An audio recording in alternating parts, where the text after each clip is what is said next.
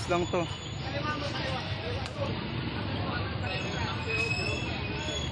Landslide. Susunod na yung bahay na yun.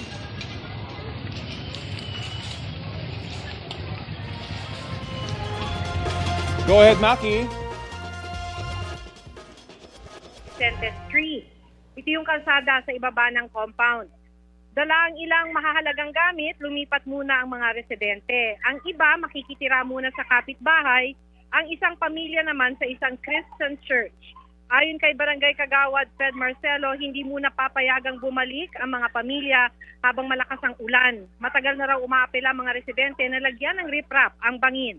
Alam naman daw nilang delikado sa lugar pero gusto man daw nilang lumipat, wala namang pupuntahan. Hindi pa tinatanggal ang mga nakapatong na mga kawayan sa dalawang sasakyan. Nag-road clearing muna. Kailangan daw muna ng assessment ng city engineer. Baka pag ginalaw yung mga kawayan, magdulot ito ng landslide. Rafi? Maraming salamat, Maki Pulido.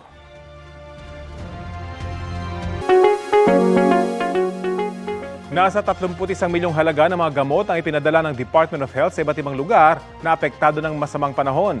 Ayon kay DOH spokesperson Albert Domingo, kabilang sa mga napadalhan ng gamot ang Ilocos Region, Cagayan Valley, Calabarzon, Mimaropa, Western at Central Visayas, pati na Northern Mindanao. Ang mga ipinadalang gamot ay antibiotics, mga gamot para sa sakit ng katawan, lagnat, ubo, diarrhea, pati na skin ointment. Meron ding hygiene kits at chlorine tablets para tiyaking ligtas ang inuming tubig. Sabi ng DOH, meron pang nakaantabay na 180 milyon pesos na halaga ng gamot para sa emergencies kung kinakailangan. Nakataas po ngayon ng red heavy rainfall warning sa Zambales. Batay po yan sa pinakabagong abiso ng Pag-asa as of 11 a.m. May banta ng pagbaha sa nasabing lugar. Nakataas naman ng orange heavy rainfall warnings dito sa Metro Manila, sa Bataan, Pampanga, Cavite at mga bahagi ng Bulacan at ng Tarlac. Yellow heavy rainfall warning naman sa Batangas, Rizal, Laguna at mga bahagi ng Tarlac at ng Bulacan. Magtatagal po ang babala hanggang 2 p.m. Nawalan po ng kuryente ang ilang taga Metro Manila at ilang karatig lalawigan.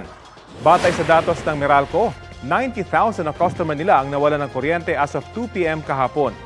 Bukod sa Metro Manila, karamihan daw rito ay mula sa mga binahang lugar sa Calabarzon at sa Bulacan. Tiniyak nilang sinisikap nilang agarang maibalik ang supply ng kuryente basta't ligtas na itong gawin. Inatasan naman ng Department of Energy ang Meralco na gawing prioridad ang mga kritikal na pasilidad tulad ng mga ospital at evacuation center sa pagbabalik ng kuryente. Nagpaalala naman ng DOE sa mga binaha para maiwasang makuryente. Huwag daw pong hahawakan ng mga nabasang appliance o di kuryenteng gamit. Patayin ang main circuit breaker ng inyong bahay. Kung makakita naman ng putol o nalubog sa tubig na kable ng kuryente, huwag daw itong lalapitan at agad i-report sa mga otoridad. May alok na libreng sakay ang Department of Transportation para sa mga pasaherong stranded dahil sa pagbaha. Huling magpapakalat ang kagawaran ng mga bus at truck para umalalay sa mga pasahero ngayon pong araw. Sinimulan na yan kaninang umaga at mauulit mamayang 5 p.m. hanggang 8 p.m. Sako po sa ruta ng libreng sakayang Quiapo sa Maynila hanggang Fairview, Quezon City. Quiapo hanggang Angono, Rizal. Legarda hanggang Angono, Rizal. Loton hanggang Alabang, Muntinlupa. At Roas Boulevard hanggang Sucat, Parañaque. Bunsod pa rin yan ng masamang panahon dito sa Metro Manila. Update po tayo sa paglilinis ng mga basura sa Araneta Avenue, Quezon City matapos ang baha sa ulat on the spot ni John Consulta. John?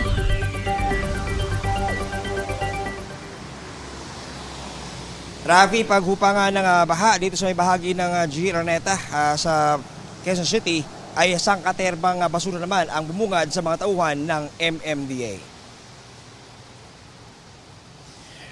Umabot ng lagpas tao ang baha sa bahagi ng G. Araneta sa Quezon City sa kasagsagan ng habagat. Ayon sa ating mga nakausap tauhan ng MMDA, patunay raw dito ang bakas ng mga nakasabit na debris sa chicken wire malapit sa kanto ng Maria Clara at G. Araneta. Inabutan naming puspusan ng paglilinis ng MMDA para may alis ang mga lumutang na basura.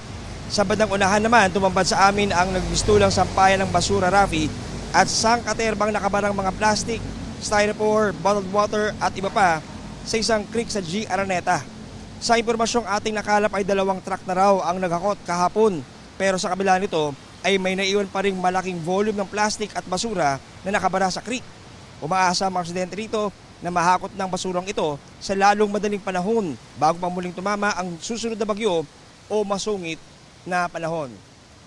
Sa mga oras ito, Rafi, ay medyo umuulan-ulan pa rin naman dito sa ating area sa G. Araneta, pero bukas na, no, itong kalsadang ito at nadadaanan na ng lahat ng klase ng uri ng sasakyan. At yan muna latest mula rito sa G. Araneta, Quezon City.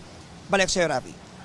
Diyan yung paghahakot dyan ng mga basura tuloy-tuloy naman at gaano pa kadami yung ine-expect nilang mahakot at maanod pa doon sa may iba't ibang lugar. At klaruhin lang natin, hindi lang doon sa general area na yan nanggagaling yung mga basura, hindi ba sa mga upstream na lugar kahit sa ibang syudad dyan. Tama ka doon, Rafi, no? Itong lugar natin dito sa G. Araneta, ang sinasabing low point dito sa may area ng QC. At itong creek na to ay ang pinaka-unahan daw nito ay bahagi pa ng Balintawak. Sa atin nakikita, no, tuloy-tuloy yung paghakot ng basura.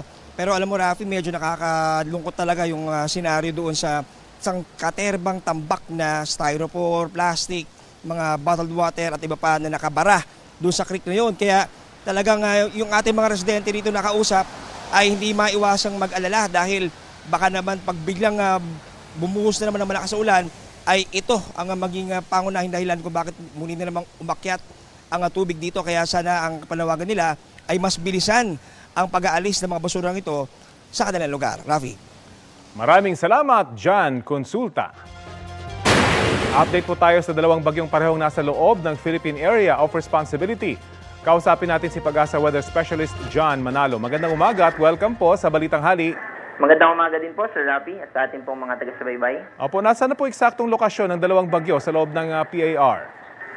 Kaninang alas 8 po ng umaga ay nag-develop na itong si Tropical Depression. Ngayon ay Tropical Storm Dante na nasa 900 kilometers po ito east ng extreme northern Luzon. At itong binabantayan naman natin na si Tropical Depression Emong ay nasa 115 kilometers west-northwest ng Lawag City, Ilocos Norte. May mga storm warning signal na po ba? Yes po. Dahil po sa lapit nitong si Emong sa ating kalupaan, nagtaas po tayo ng signal number 1 dito sa Ilocos Norte, western portion ng Ilocos Sur, northwestern portion ng La Union at western portion ng Pangasinan. Anong inaasahan po magiging interaksyon ng 2 bagyo at magsasanib ba sila o babagal yung kilos nila palabas po ng PAR? Ito pong si Dante, pa-northwest yung direction niya, pero dahil yung distance nila sa isa't isa ay nasa less than 1,400 kilometers, ito yung isa sa mga criteria ng tinatawag natin na Fujiwara effect.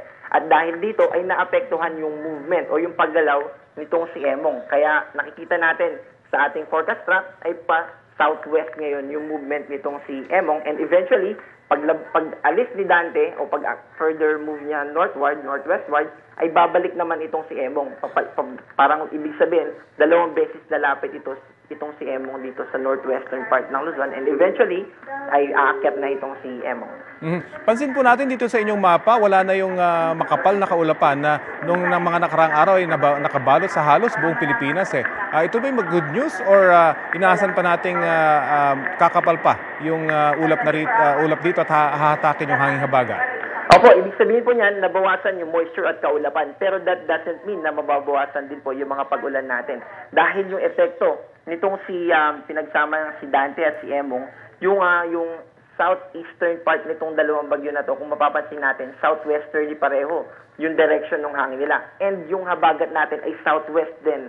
Ibig sabihin, itong 2 bagyo na to ay palalakasin pa nila, magko-contribute ito sa paghila ng mas maraming moisture. Kaya asahan natin na magtutuloy-tuloy yung mga kaulapan na magdadala ng ulan dito sa atin, lalo na sa western part ng ating bansa. Okay, salamat po. Pag-asa Weather Specialist John Manalo. Samantala, pumayag ang Department of Public Works and Highways na aming makapanayam tungkol sa mga pagbasa sa Metro Manila pero hindi po sila sumasagot sa aming mga tawag ngayon.